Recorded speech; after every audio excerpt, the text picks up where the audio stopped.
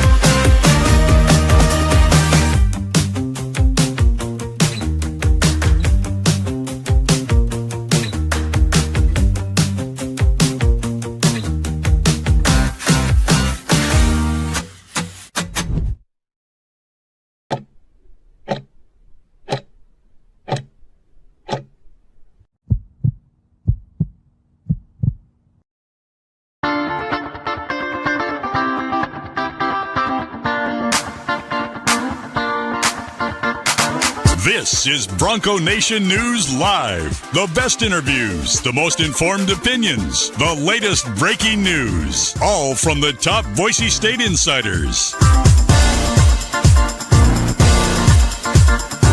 Bronco Nation News Live from BroncoNationNews.com is presented by RowPaint.com, the official paint and coatings company of Boise State Athletics. All Bronco Nation news broadcasts come from the Western Collective Studios. Head down to Western Collective's locations in Garden City or downtown Boise to try some of their delicious beers, including the Horseshoe Golden Ale, the first beer to support an NIL collective.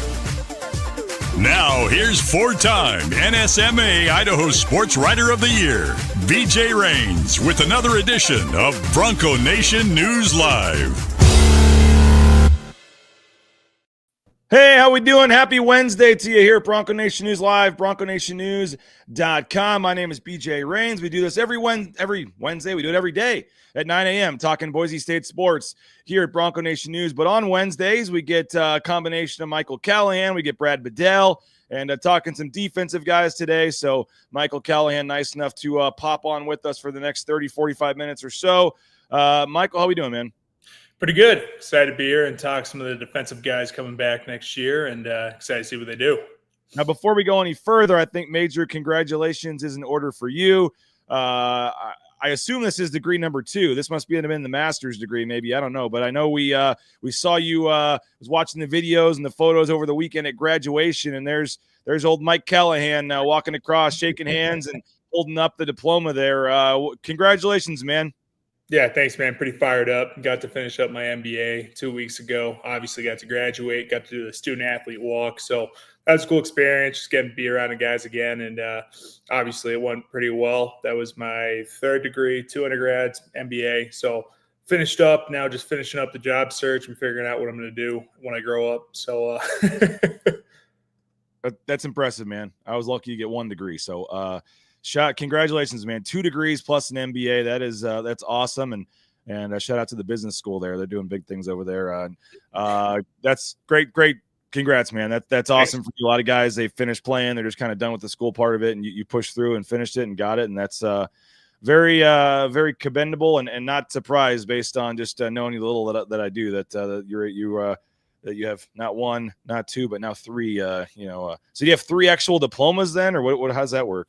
Yeah, I got 3 pieces of paper, 3 different things on it. And obviously it helps playing football for 50 years or however long it was at Boise State for. So, How does that work? I mean, you're in a different case. You obviously are, very smart student. I think you're on the dean's list several times and stuff. But I mean, what is the, I know there's some thought out there, oh, they just give the football players the easiest classes so they can stay eligible, or, oh, they have all the tutors, and the academic people helping them out the whole way.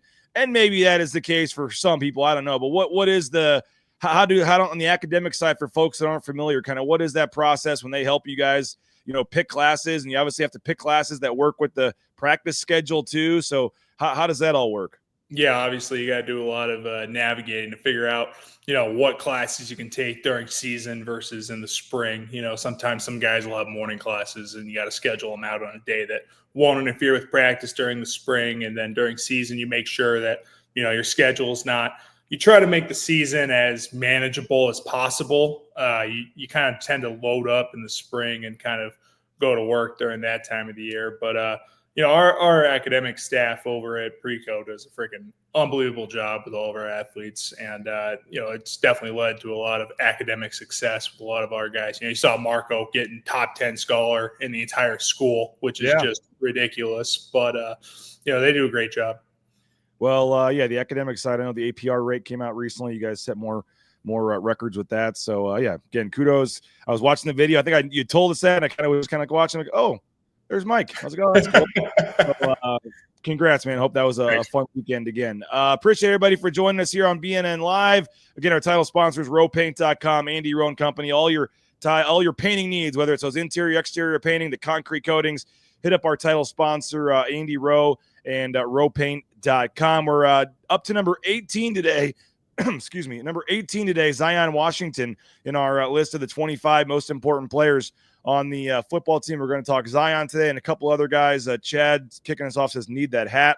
And then Scott says, should do some contests for the swag, maybe get Rowe Painting to sponsor the side of the hat with their logo. We'll look into that. As I've said several times, Boise State doesn't allow me to sell the merchandise due to some trademark stuff. So I can, I'm not sure I can give away a $35 hat, but I'll see what I can do. We'll try to figure something out moving forward here, but they're very protective of their trademark. I'll just say that. So I'm not allowed to sell these hats, but I will do what I can maybe to have some sort of contest to give a couple away. We'll see what we can do. But if you have a question for Mike, myself, whatever, get that in there, and we'll get to that here in the chat. A little bit of news did come out yesterday, Mike, the South Florida game. We knew it was slated for Thursday, kind of kicking off the season, August 29th, nice Thursday kickoff. But we find out yesterday it's going to be a 3:30 kickoff in Boise on a Thursday in August, 5:30 right there in Tampa, Florida in late August.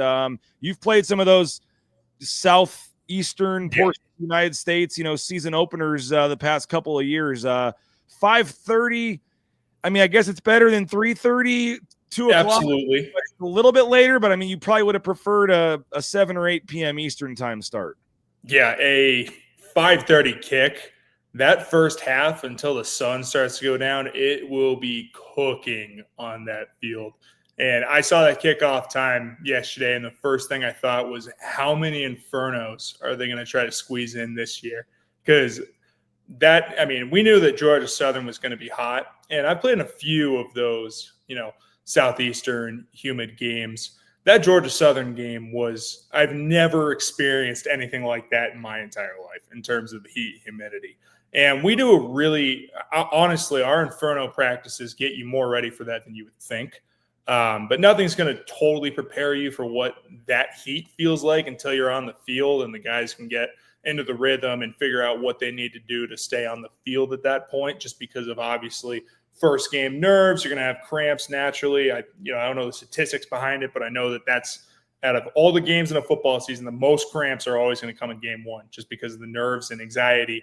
But adding on that humidity on top, these guys are going to have to put in a lot of work, obviously, to get themselves physically and mentally ready for it. But I know that they're going to do a great job with it. We always do an amazing job handling that when we have a season opener down there. But the kickoff time, also now just being a fan, is an interesting time. Yeah, you're 30 here, man. If you're working till 5 o'clock, you're going to be asking the boss to get off a little early, maybe.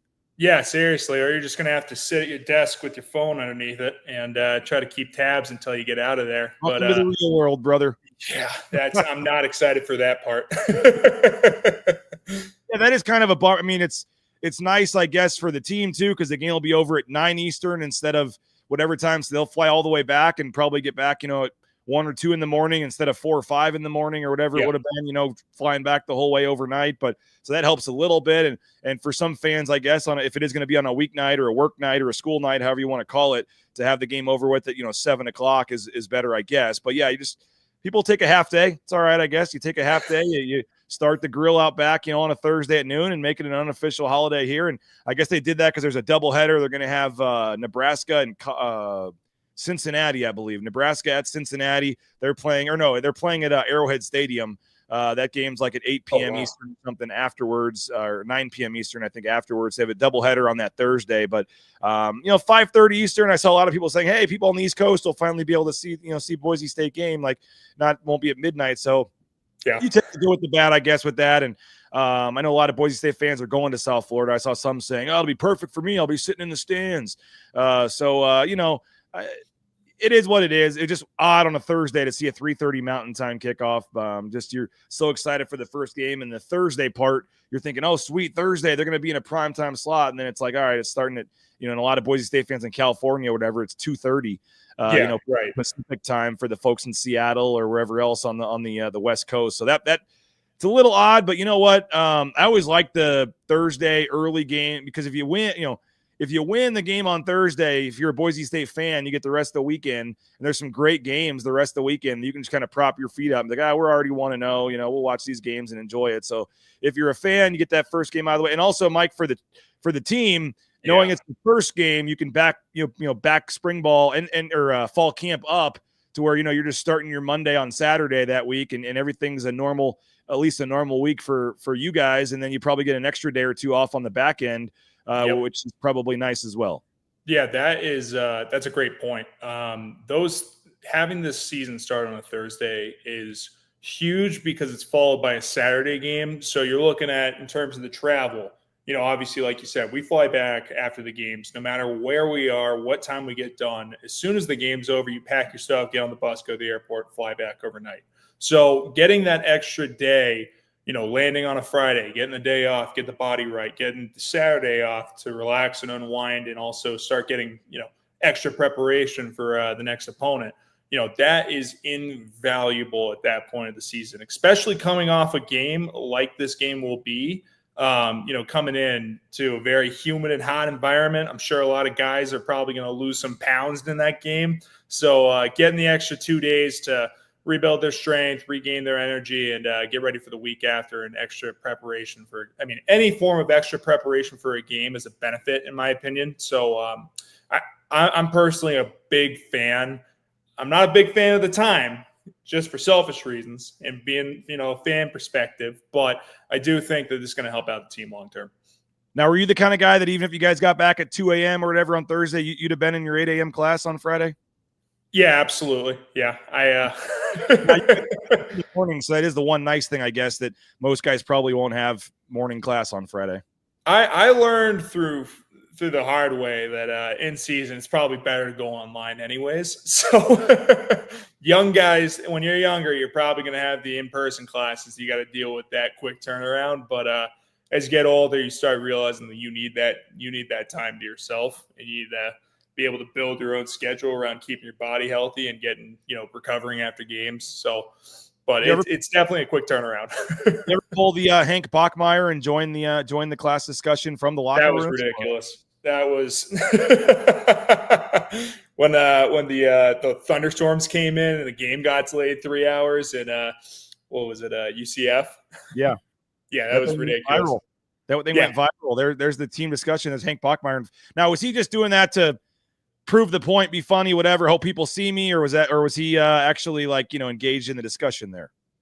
He will tell you that he was doing it to be engaged in the discussion, but he was absolutely just being Hank, if you know him. And he's probably in there for 30 seconds. He was in there for 30 seconds. So they could get the picture. And then popped in, in full pads and uniform. He's like, oh, this will be hilarious if I do this. And next thing you know, he's viral. So that's Hank.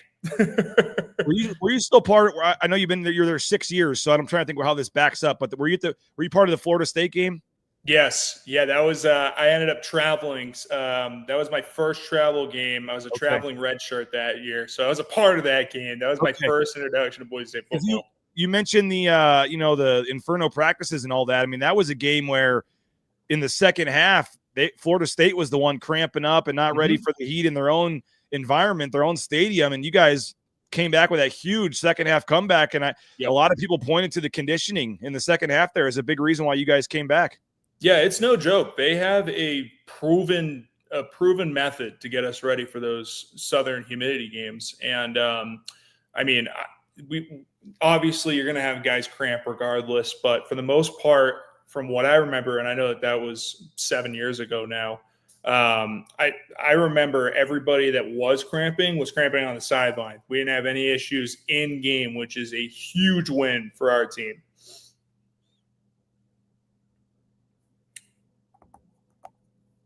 Ooh. Let's see this.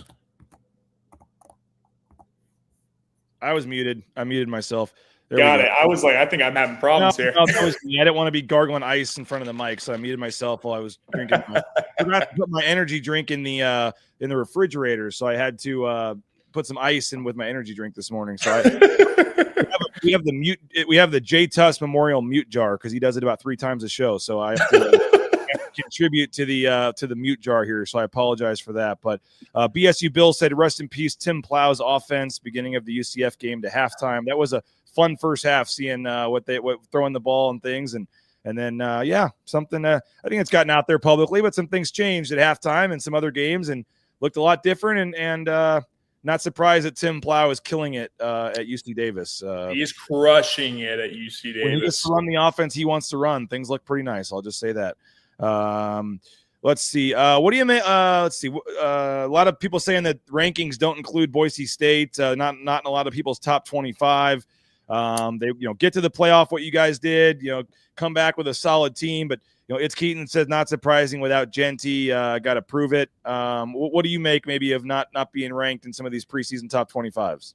I think as college football continues to evolve, you're going to see more of an emphasis placed on those Power 4 teams, which is natural. But I don't know how many teams were ranked in the top 25 preseason last year that fell out, but I would imagine it was anywhere between 10 to 15. So, in my opinion, even now as I'm out, I don't put any weight into those preseason rankings because I think we started off last year, if I remember correctly, like they had us like 40th before the season, and we ended up 8th.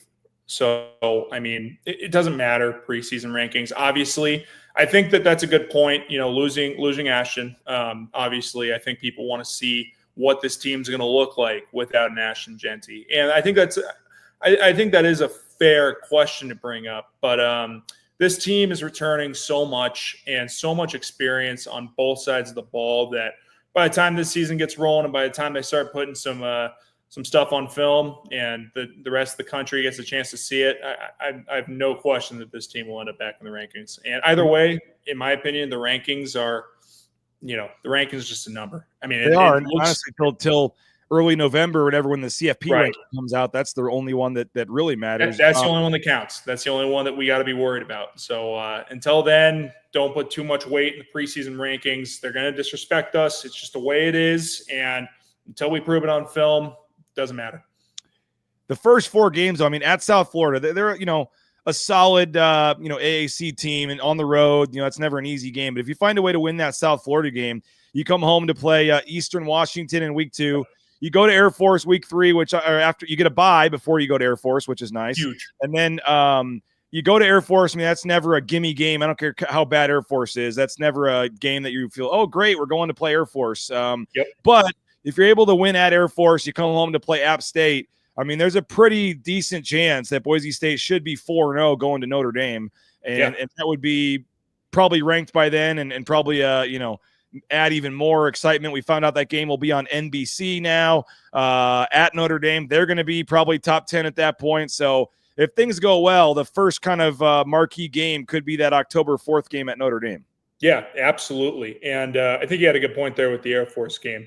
In my mind, I put Air Force and Wyoming in the category of do not look at their record ever, because those games will always be a dogfight, no matter what talent they have, just in terms of the schemes that those two teams run and the mentality of those programs. It's going to be a tough game. But coming off of a bye, getting those first 2 games, get your feet underneath yourself, getting a bye, an extra week of preparation for the triple option, which the triple option is I've never hated something more in my life than playing the triple option.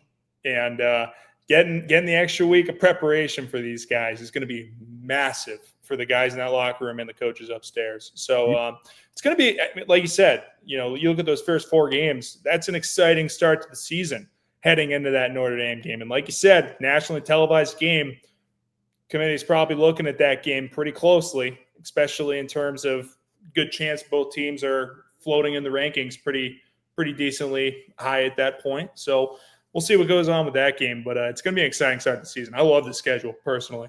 I can see you Saturday, September 20th, having a couple old teammates over to the house, kind of kicking back, pouring a extra little thing into a cup and going, they can deal with the triple option today. I'm watching this on TV. It's your guys' turn. We don't got to deal with this anymore. This is that's in the past. I'll probably have PTSD from that in 40 years, but for now, I just get to sit back and try to watch it, which is already going to be like watching paint dry to me. By the way, before we move on, I know you were a young kid. You weren't 21, so I'm sure you probably were not a part of this. But, we did we do the Riley and Ridge show here on Bronco Nation News. And when we do it at the James and the drinks get flowing a little bit, we get some good stories being told. And we had Garrett Collingham, Matt Pistone. We had some guys on the show, and there's kind of a legendary story. There's a legendary story that after that Florida State game, when you guys had that 6-hour plane delay, some of those guys in full Boise State gear literally went to a college bar down the street from your hotel and ended up getting a little bit tipsy before the flight back home. And there's some good stories about that on the bus going to the airport and the flight. Did you hear about that? Do you know anything about that?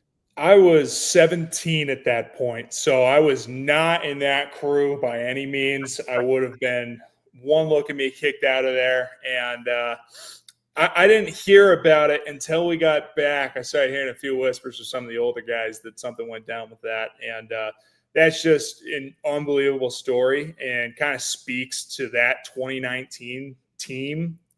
Just a super fun group, super veteran group. I mean, I can't tell you how many senior starters we had on that team, but hearing that story now, that doesn't surprise me at all.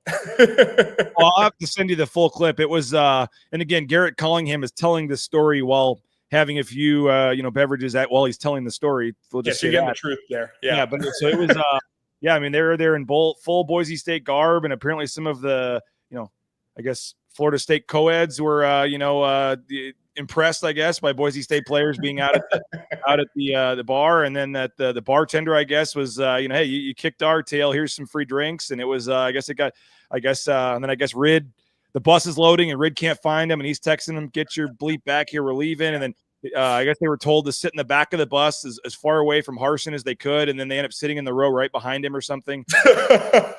I don't remember the whole story, but it was it sounded like they had a pretty good time. And then but he did say that was the best flight he's ever had because he slept the whole way back. Oh, yeah, absolutely. I mean, I can attest to those sleeping on the flight back when you leave at 1 a.m.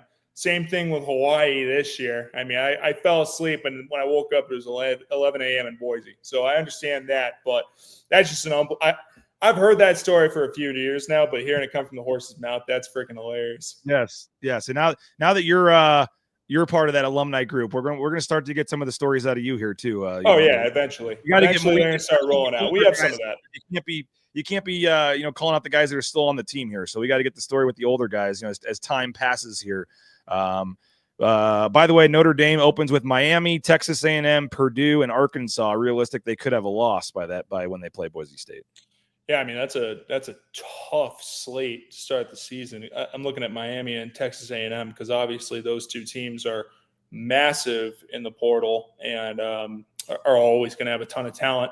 Then Arkansas, you got to deal with Taylor Green. So that's already a headache in itself trying to game plan for that. So we'll see what goes on with them.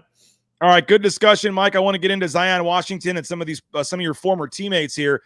as we continue our top 25 list of the most important players on Boise State heading into 2025. But first, want to thank a few of our sponsors that help make this show free of charge for you guys to watch on YouTube here. And that starts with our title sponsor, rowpaint.com. Andy Rowe and Company, rowpaint.com. All your painting needs, whether it's those interior, exterior painting, the concrete coatings, make sure you hit up our title sponsor, Andy Rowe, and rowpaint.com. Hey, TacoBellWorks.com is where you can go to get more information on the SOM Management Group, the Nicolason family. They're doing a tremendous job supporting our community. They've committed over $400,000 to student-athlete scholarships with the men's and women's basketball teams at Boise State through the Endowed Scholarship. So return the favor, folks. Next time you're looking for a delicious, affordable, cheap meal, head to Taco Bell. Love the Cantina bowls there. I sub out the rice for the lettuce. It's keto-friendly. TacoBellWorks.com. And they're also hiring, so you can get more information on applying for a job at Taco Bell if you just head into a local Treasure Valley Taco Bell location. Idaho Central Credit Union, ICCU.com. There's a branch pretty much on every corner, but the easiest is that mobile e-branch online banking right there in your smartphone. Idaho Central Credit Union. You don't know what you're missing, folks, till you make the switch. Rain's family so happy we switched to ICCU, and you can as well. Very easy process, and you can get it started at ICCU.com. Hey, Snake River Pool and Spa, Patio and Game, locations in Twin Falls, Boise, Meridian, Nampa. Been around since 1978. They're part of the Boise State home team. And if you're looking for that sauna, that spa for the back patio, maybe a pool table for the game room, they got you covered. Snake River Pool and Spa, Patio and Game. And again, online at thespateam.com. You're looking, speaking of getting covered for some Boise State gear, best clearance rack in town right there in the front when you walk in the Blue and Orange store, right there in the Boise Town Square Mall, second floor next to Pro Image. The Blue and Orange store, online at theblueandorangestore.com. You can order anywhere in the world, whether it's caps, bumper stickers, sweatshirts, jerseys. They got you covered, and Pro Image right next door has all the Ashton Genty Raider jerseys as well, so make sure you head there to the Blue and Orange store, online at theblueandorangestore.com. Lithia Ford of Boise, they're sponsoring the hole-in-one contest at our golf tournament. Lithia Ford of Boise, lithiafordboise.com. View all their full inventory of vehicles, and they've got Cage Casey, Roger Carrion, all those guys. lithiafordboise.com. They've got them in vehicles, and if you're looking to support someone that supports Boise State athletics in a big way, next time you're looking for a car or truck purchase, make it at Lithia Ford of Boise. And don't forget Jackson's, the $5 meal deal. 2 hot dogs and a kettle chips for $5 at Jackson's. They also have that 99-cent coffee deal going on anytime, day or night. 99-cent coffee from our friends at Jackson's when you use your Let's Go Rewards app. I want to do a quick plug for our golf tournament and our happy hour event, Mike. I mentioned the Lithia Ford of Boise sponsoring the hole-in-one. We're giving away a new car. It'll be at the hole 6 there at Timberstone. And I know you're unable to participate in the golf this year due to your surgeries, Mike, but we're hoping maybe that happy hour event 2 weeks from tomorrow, we can get you out there to have a cold one and hang out and chat with some fans. And as we did announce yesterday that Coach D has locked in his commitment to be part of the Q&A. We're going to have Spencer Danielson there. We're going to have Leon Rice there taking questions from fans, interacting up on stage. But the one I'm most excited about is, and people keep saying, how'd you get him to do it? But Dirk Cutter also will be up there on the stage taking some questions as well. So maybe we can get a Michael Callahan question to Dirk Cutter from the crowd. I don't know, man, because he's going to answer. He's coming in as blunt and honest as you want. So be careful what you ask him, because he's going to tell you the truth at this point. He's proven. But I just hope he has a couple Coors Lights before he gets up there. I'm looking forward to that. He's going to do we're really excited about it. We're raising money for the Idaho Youth Sports Commission. It's a great charity around town that helps kids around town be able to participate in youth sports. So if you don't golf, don't care about golf, but if you're a fan and want to come hang out and hear from Leon Rice or have a chance to shake Spencer Danielson's hand or talk to Dirk Cutter, all the other folks, will have Brad Bedell out there and Kent Riddle and some other coaches from the basketball side. And as I mentioned, Cage Casey, Roger Carrion, Matt Lauder, Latrell Caples, the NIL guys with Lithia Ford of Boise, they're going to be out there. Lithia's going to have a little setup in the back, and they'll be signing little mini footballs and shaking hands and talking to folks. So it's going to be a good time. And you can hang out with a lot of your cool, players and coaches that you guys, root for. You can come hang out with them in person, shake their hand, talk to them, and you're raising money for a good cause. Your $35 includes your Horseshoe Golden Ale beer, and it includes pizza from Uncle Bob's. So you come out, have a couple beverages, have some pizza, hang out, We've got great attendance, but we want to sell this thing out. So it's at the Beer Garden at Western Collective Brewery. So Western Collective Brewery in Garden City there, $35. Email me, rains@bronconationnews.com if you want to come, rains@bronconationnews.com. And I mean, if you're a Boise State fan, I mean, for $35 to have Coach D and Leon Rice in the same room right there, and you throw in Dirk Cutter and Michael Callahan and some of the other big dogs. I mean, I don't know why. It sounds like a pretty good value. And again, this is not some moneymaker for BNN to put money in my pocket. This is all getting added to the pot to get donated to the Idaho Youth Sports Commission. 3 years of doing this golf tournament, we've raised about $25,000 for the Idaho Youth Sports Commission. So we went down to one flight. Not two. So this year, so we have less golfers. So we're trying to make up some of the money for the charity by having this event the night before. So if you want to come hang out and mingle, it's 6 to 8. Again, just reach out to me on Twitter or email me, rains@bronconationnews.com, and we'll get you all set up. Surf City Bill, who I think's coming, says ask Cutter for his honest take on Mike. You're a defensive lineman. I don't think he'll have anything bad to say about you. Come on. No, he used me on Clydesdale for the whole year too. So that's right. I can probably give you, dude, hardworking, unathletic, and stiff, but good blocker. That's what I'm going to get from Cutter. I can tell you right now. And horrible hands. Yes, will not throw me the ball. Put me in a pass blocking situation on the one pass attempt we had in Clydesdale last year. You had your one chance against Memphis, and you blew it, right? Yep, blew it. Never coming back. Gonna haunt me for the rest of my life. I think every time I mention that, I need to add something to your paycheck because I traumatized you there. All right, so Zion Washington, we're going to get to him in a second, but two guys previous that were also defensive that I wanted to give you a quick chance to touch on. Number 20 on our list was David Latu, and I know obviously he's a transfer from BYU. You didn't get a chance to play with him, but being a part of this D-line and knowing who all you guys lost, I think it's over 1,000 snaps you guys lost along the defensive line that the interior that you're having to replace this year. What do you make and what do you know of him coming in from BYU and the fact that they went to, he seems like he's got a chance to start here as one of the replacements for you guys there on the interior. Yeah, absolutely. He's obviously the prototypical nose tackle build. He's a big dude. He's probably floating around 320 at this point. I know he came in a little bit heavier, but he's got great hands, great lateral mobility for a guy that size. And what I saw in person, he's going to be a force in the Mountain West. I don't think that there's any question about it. Very talented kid. He's Sonatani Louis' cousin. I don't know if that's a well-known fact or not, but obviously coming from that, you'd assume that there's going to be something there, and so far he's proven that there is. So David Latu is going to be an absolute force for our defensive line. Very excited for him. Obviously going to be in a very strong competition for that starting nose tackle role with Braxton coming back to the 3-tech position. And, I truly believe that these guys are taking big steps in the right direction. How they handle May and how they handle the summer is going to be a big dictator in that. But I think that at the end of the day, this defensive line room is in a very good position for being in May right now.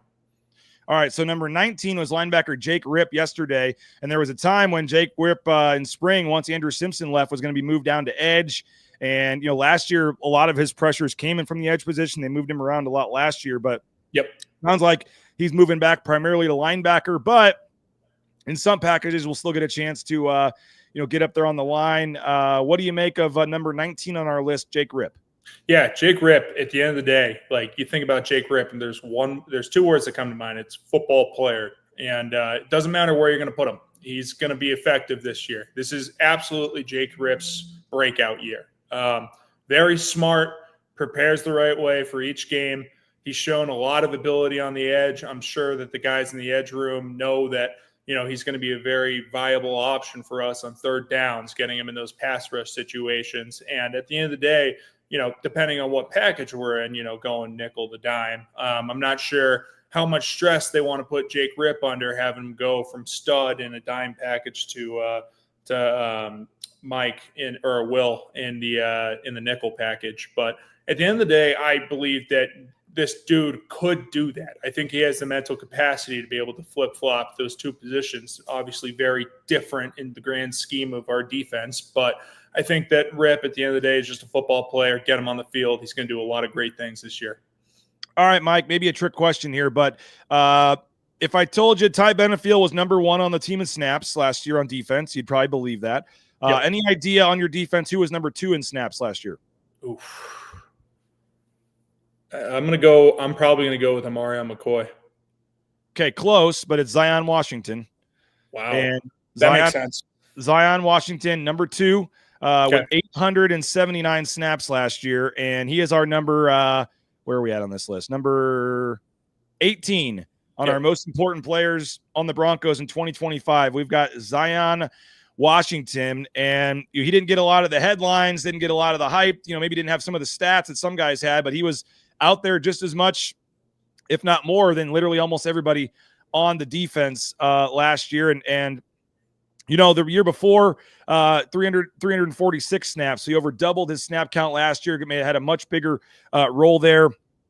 67 tackles, 2 forced fumbles, 6 pass breakups, and obviously played that deep safety, position, and had the hybrid cover skills at times. Had to come up and play on some guys, and I know Tubner and Robinson and Oladipo and those guys, were in the box more and kind of near the line of scrimmage. He was much more kind of in the back, playing that safety role, and overall, I thought had a pretty solid season. We'll get into the some of the numbers here on Pro Football Focus and what Nathan Carroll has in our article at BroncoNationNews.com. But what did you make, of last year and just to this point, the career of Zion Washington?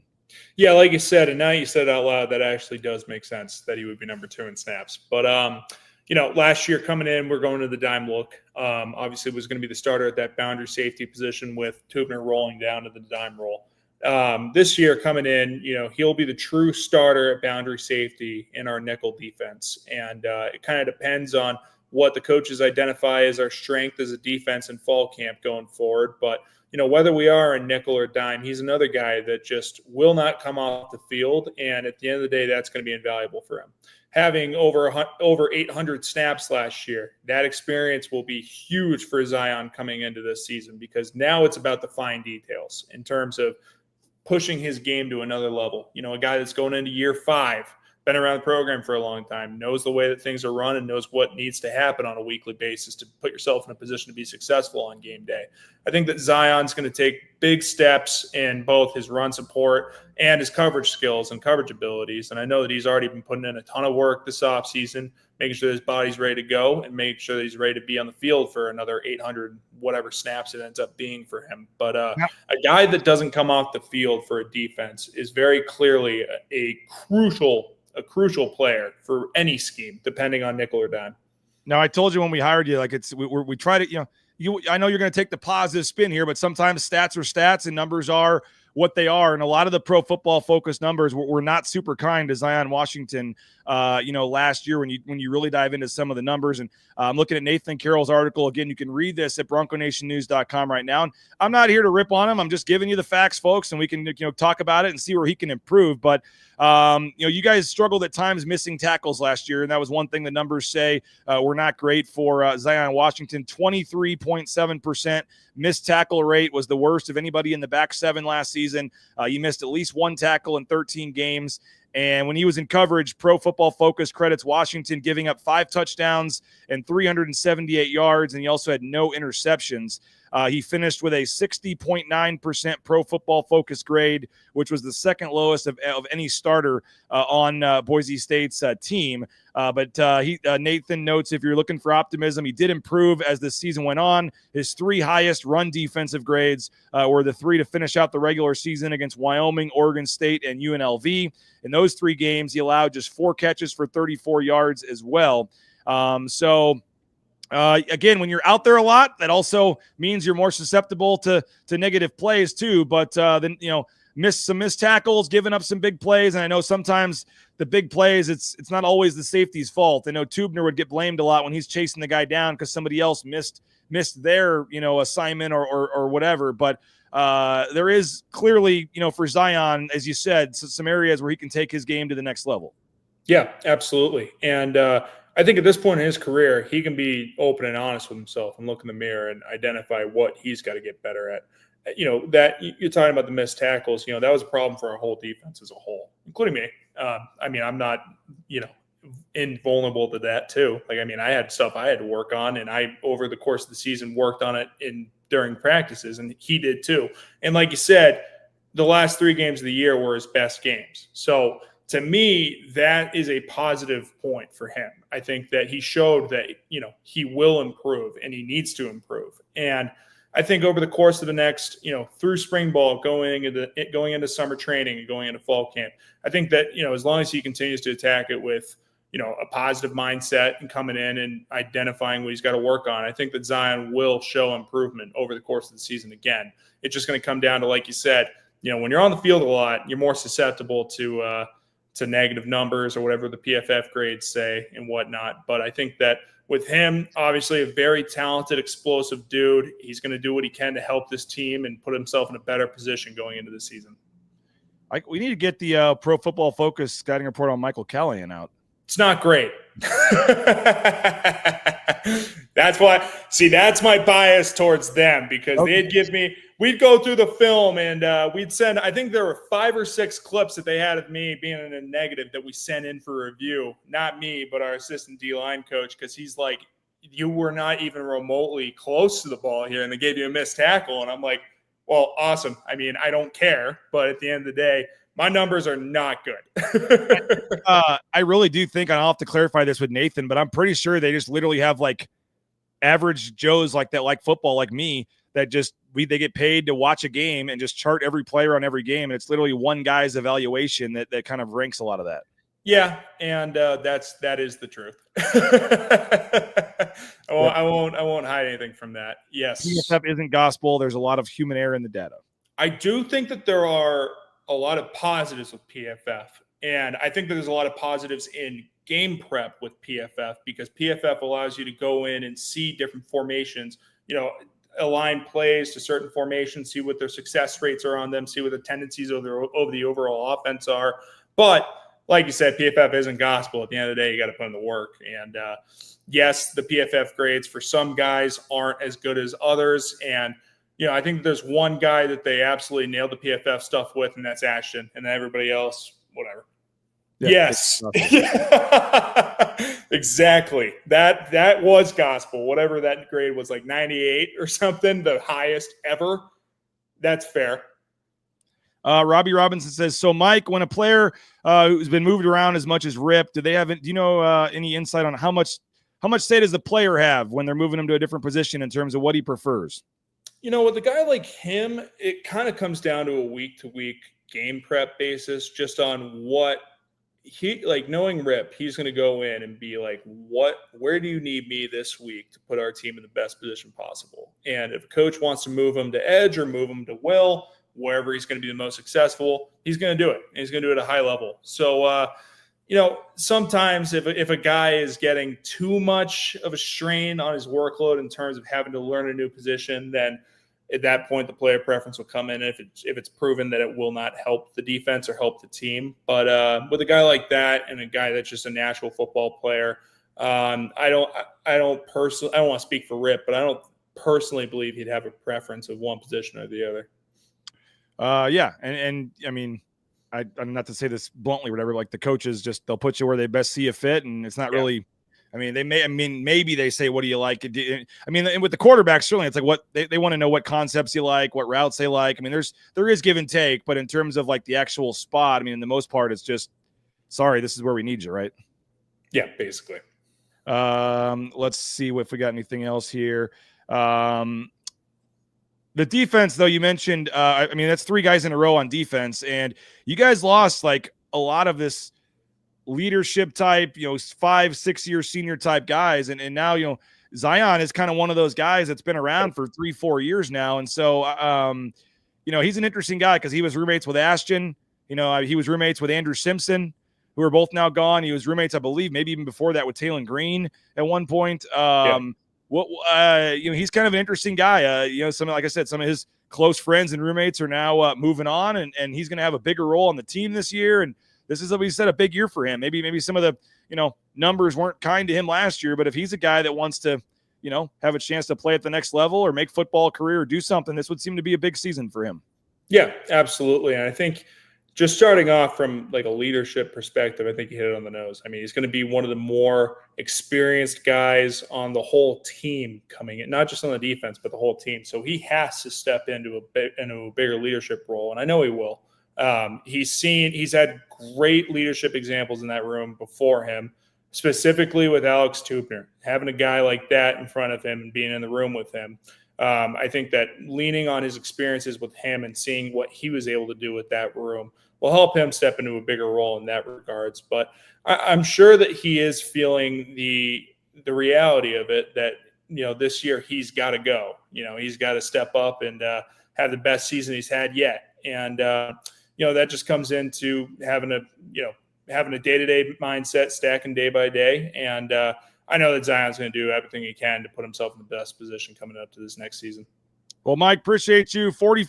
May 14th, and we can still talk football for 45 minutes. Always a fun time. Appreciate you, as always, for coming on. And we're going to continue this countdown next week and for the next couple of weeks. And I think we're going to have enough football all summer to keep this thing going here heading into the season. So congratulations again to you on graduating. For folks that came in late, 2 degrees, now an MBA in the books. So I don't think your shelf's big enough there. You got to get a new shelf for all the good luck finalizing the job front as well, but we're hopeful that won't impact your I'm sure in these interviews you were telling them you need 30 minutes on Wednesday mornings free no matter what. So that 9 a.m. to 10 is reserved. Yes, should be. But appreciate you as always for jumping on, man. Do a tremendous job at the Insight, and looking forward to keeping this going with you. Absolutely. Thanks for having me, guys. Hope you guys have a great day. Thanks for jumping on Bronco Nation News.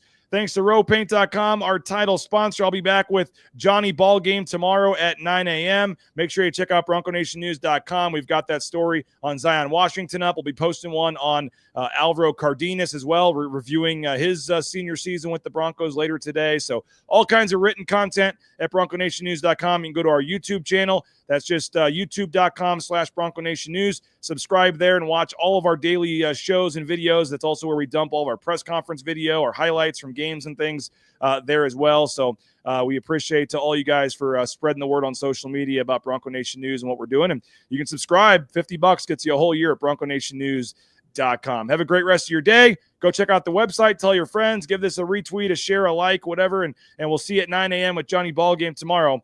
Again, presentation from our title sponsor, rowpaint.com. He's Mike Callahan. I'm BJ Rains. This has been Bronco Nation News Live on a Wednesday morning at BroncoNationNews.com. Bronco Nation News is presented by our title sponsor, rowpaint.com. Our major sponsors, Idaho Central Credit Union, Taco Bell, Lithia Ford, the Blue and Orange Store, Jackson's, and our contributing sponsors, Signature Roofing, Western Collective, Snake River Pool and Spa, Transportation Compliance Service, Boucher Real Estate, Ridley's Family Markets, Circa Las Vegas, Lean Feast, and Timberstone Golf Course.